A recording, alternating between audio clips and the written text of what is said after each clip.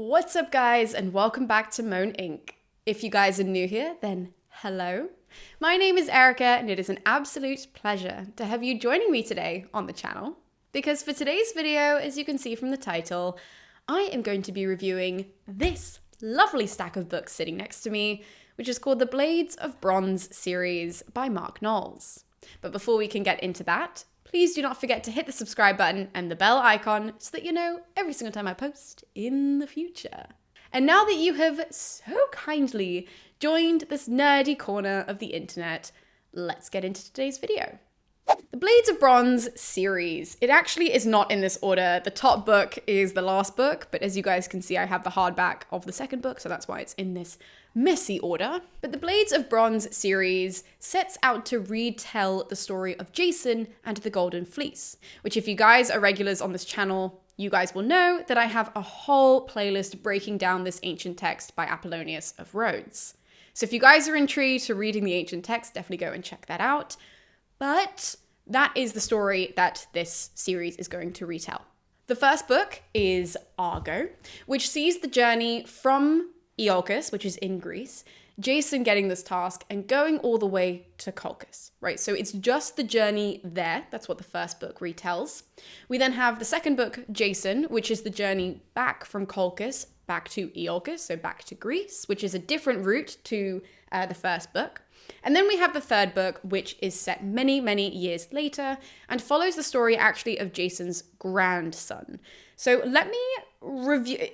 Probably the easiest way of doing this is to review and talk about each book individually and then to kind of have my thoughts on the series as a whole. Argo, the journey that goes to Colchis, this really sets the tone for the whole series, right? So it takes this Greek mythological story and it retells it as historical fiction, which I thought was just done brilliantly. I thought for me, the standout characters were obviously Jason, who is the main character that we follow.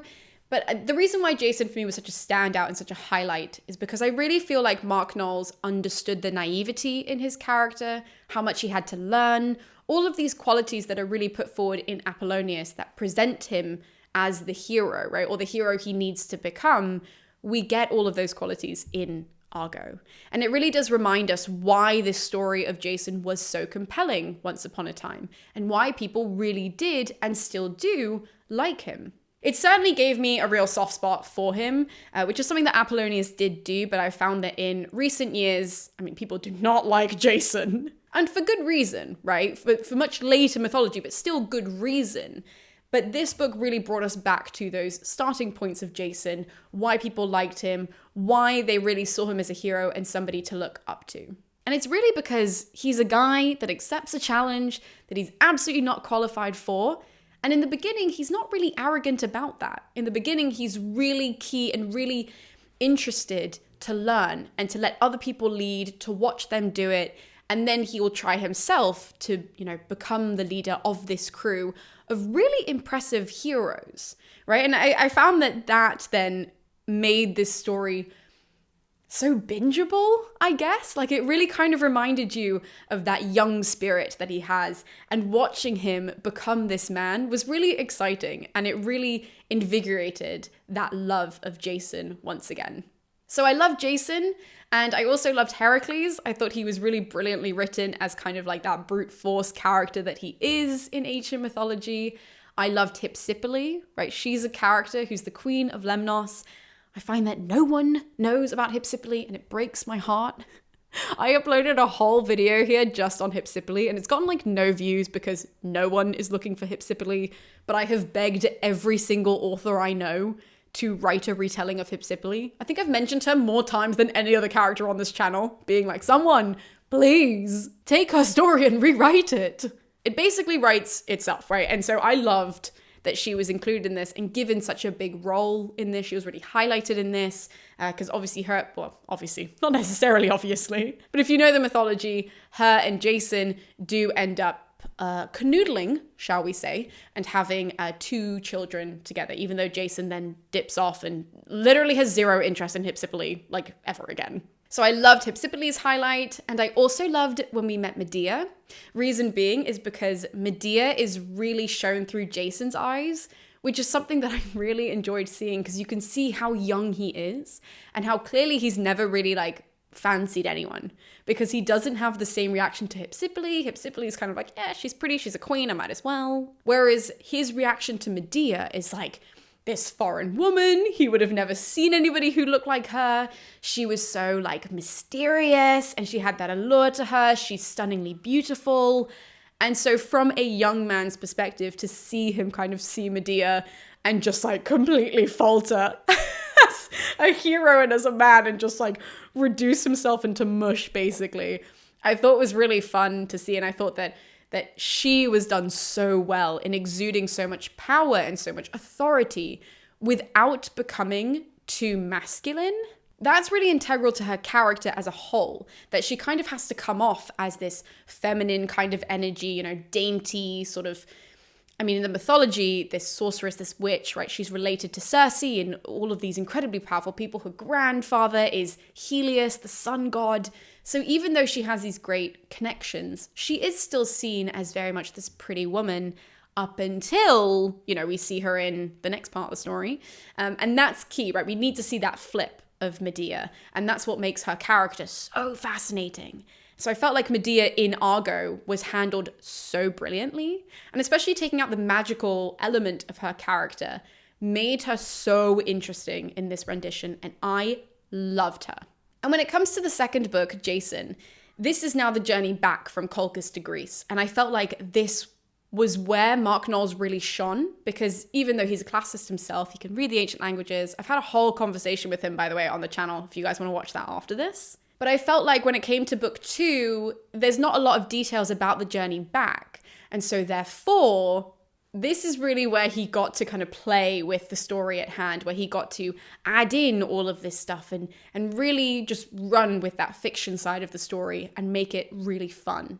And I thought that was done so well. And like clearly he knows not only the ancient mythology, but also the ancient history of this time period so unbelievably well that this then really just popped off the page. I really preferred Jason to Argo just because I think for me, I got to see a lot more of the story that Apollonius doesn't provide, which is always fun. It's always great for me to be able to read books like that and to really just be able to kind of switch off and to get into the story.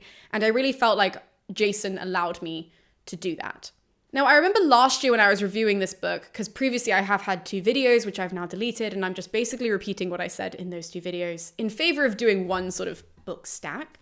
But I do remember that in that video, I addressed these as well, and I wanted to readdress this, that I saw a lot of backlash when Jason came out from people who didn't like Medea, right? People who were reading the book saying, this is not the Medea that I know, this is not the story that I wanted, like, why is Jason still the hero?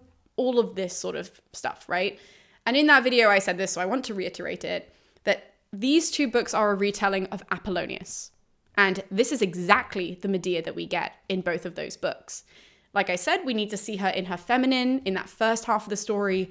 And then she kind of starts to, you know, let's say crack a little, even though she was always that person, that sort of facade of her being this, you know, lovely young woman that Jason just kind of sees and is like, oh, maybe I could marry her. She's really hot. That fades. And the reality of who Medea is, which we do see little bits in Argo, but that reality of who she is, the woman who is fully willing to go against her father, to go against her people, to help this foreign man, like that kind of impulsivity of Medea, that terrifying protective nature, shall we say, of her character, starts to come out a little bit in Jason.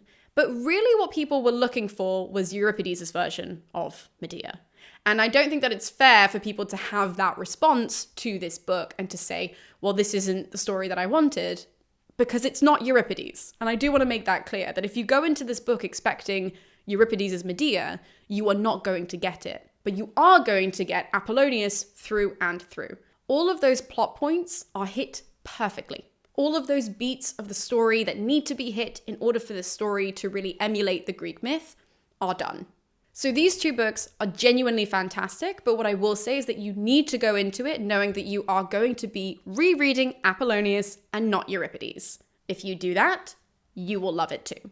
When we get to the third book, as I said, it is set many, many years later. And in fact, just to kind of set the scene, because this is really much more fiction than the other two books, I decided I was just going to read the blurb to you guys, just so that you guys can get a feel of it. So, the age of heroes is dead. Decades after the voyage of the fabled Argo, the last remaining Argonauts are scattered to the corners of the Greek world, old men living on past glories. The great victory at Troy is naught but a memory. The gods have abandoned Greece, the last vestiges of once mighty kingdoms are crumbling, and the enemy is nearly at the gates. The sea people are coming. Only one young man can rise up, channel the spirits of the Argonauts, and inspire and renew the heroism of old. Xandros, callow grandson of the great Jason. His mission is a desperate one, and it may yet be too late. Will the old world crumble and burn once and for all? Or will a new hero rise to victory? Now, I think that this book is utterly fantastic. Okay, I plowed through it in like 3 days. And that's a lot for me, considering even over the Christmas time, this festive season, I've had a lot to do. So the fact I managed to plow through this so quickly is just a testament to how brilliant of an author Mark Knowles is.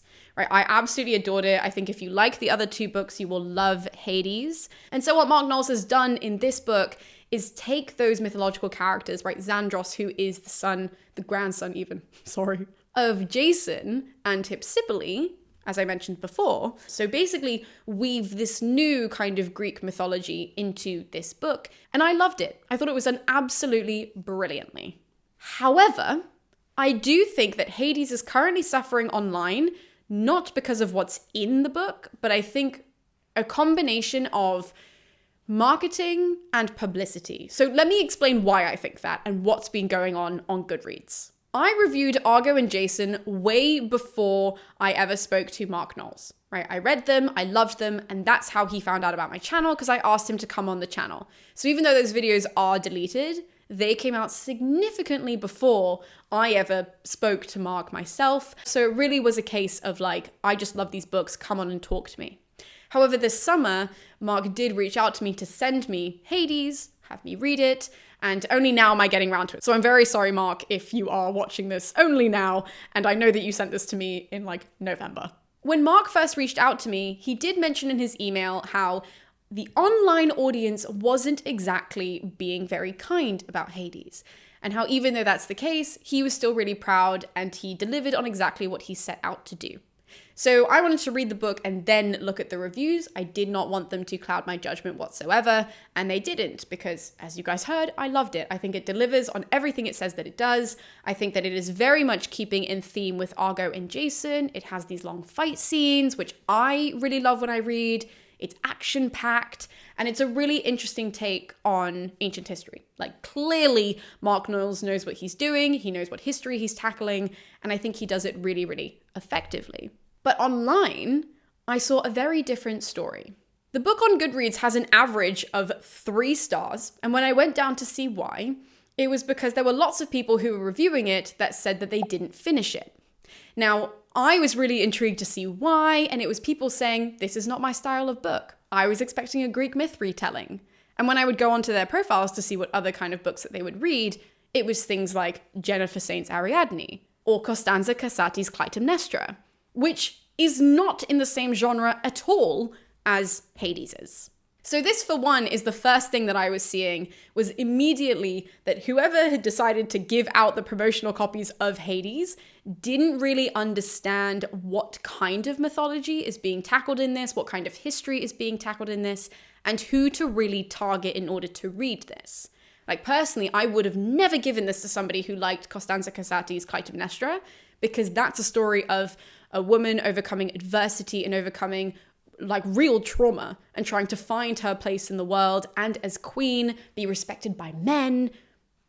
I mean, none of those themes are in here, and that's completely fine. But then why would you give this book to somebody who liked that book? This book should have been given to people who have rated, war books really highly. People who have read more so historical fiction, but there are so many books that are in keeping with this kind of a style. And those are the people that I would have targeted to read them. Not the people that enjoy the feminist retellings, because this is not that. So that's one of the reasons why I think this book is suffering online. I think it was really the case of somebody not understanding that Greek mythology is filled with so many different genres and so many different types of books that then giving them out to the wrong people meant that this book got down-rated. Is that a phrase? I don't know, but you guys know what I mean. But on the flip side of this, and I did want to highlight this, that all of the 5-star reviews and all of the 4-star reviews as well are people who hadn't read Jason and Argo, and people who had only read Hades, who said, wow, this is really good. This was so up my street. Haven't read anything that Mark Knowles had written before. I really loved his style, and it's made me want to read his other books, right? So when it is given to the right person, people love it. And more importantly, people who haven't read the other 2 books have really enjoyed this. And the reason why I'm stressing that is because I think that whoever it is at head of Zeus, I had to check. It's not even a difficult one to remember. It's the obvious. Anyways. Whoever it is that's in charge of these at head of Zeus, I think packaged these incorrectly. And I know this is going to come off as quite controversial. Mark, if you're watching this, please bear with me because I do really strongly believe this. I think that whoever was at head of Zeus that saw this as a trilogy should have really pushed back and said that this is a duology and this is a standalone. I just think that personally that would have worked better. Seeing the backlash that I'm seeing, it's a very easy thing to fix. I think that all the backlash was a very easy thing to fix. And I think that, I mean, head of Zeus, if you guys are watching this, hire me. Like, I know exactly how to do this shit. So I do think that it's a bit unfair. The backlash that this series has received, I think in particular book 3 deserves way more credit for what it set out to do and the style that it was and the story that it was trying to tell. The kind of hybrid of mythology and ancient history, you know, woven into one story, I think is brilliant. And I think that it has no competition because I don't think that anybody else is going to do that. So I just think that it's unfortunate that there are a number of things that happened, and I'm blaming head of Zeus, I'm very sorry, because that's not really what an author is going to know, right? An author's job is to write the books, and the publisher's job is to then sell those books. And I think that in selling them, they could have done a better job. In packaging, they could have done a better job.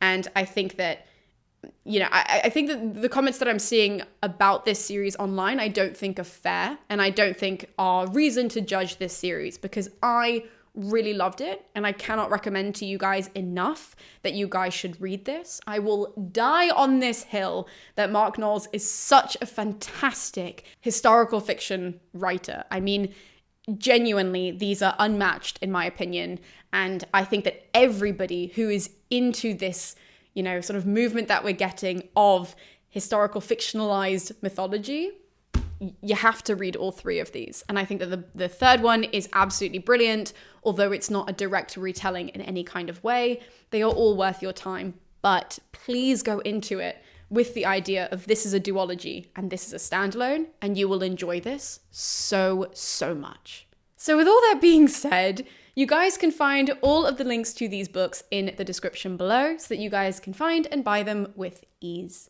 Thank you guys so much for supporting this channel, and thank you guys so much for continuing to watch these videos and engage in the comments below about your thoughts and feelings about each and every book that I review. So I'll be seeing you guys next time with more episodes here on the channel. I'll see you guys then.